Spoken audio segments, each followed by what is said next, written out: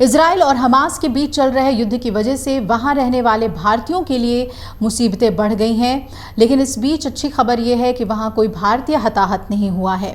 Israel में 20,000 से ज़्यादा भारतीय रहते हैं। मुंबई में इजराइल के महावाणिज्य दूत कोबी शोशानी ने बताया कि इजरायली सेना और हमास के बीच चल रहे युद्ध में किसी भारतीय के हताहत होने की जानकारी नहीं है।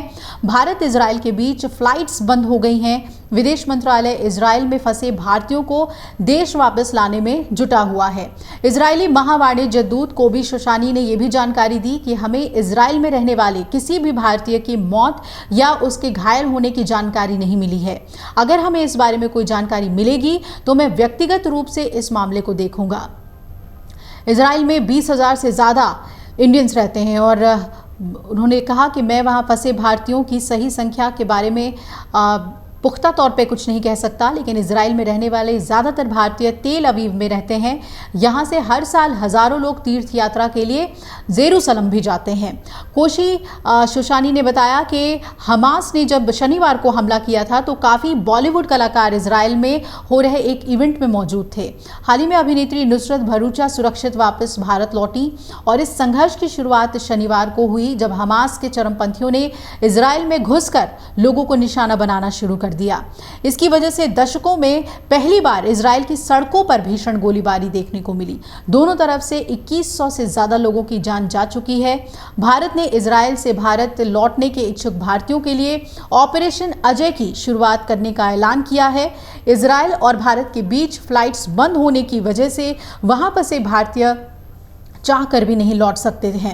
विदेश मंत्री एस जयशंकर ने ट्विटर पर यह पोस्ट करके कहा कि इजराइल से लौटने के लिए इच्छुक भारतीयों के लिए ऑपरेशन अजय शुरू किया जा रहा है। उन्होंने बताया कि विशेष चार्टर उड़ानों का प्रबंध और अन्य व्यवस्थाएं की जा रही हैं। हम विदेश में मौजूद अपने नागरिकों की सुरक्षा और कल्याण के लिए पूरी तरह से प्रतिबद्ध हैं।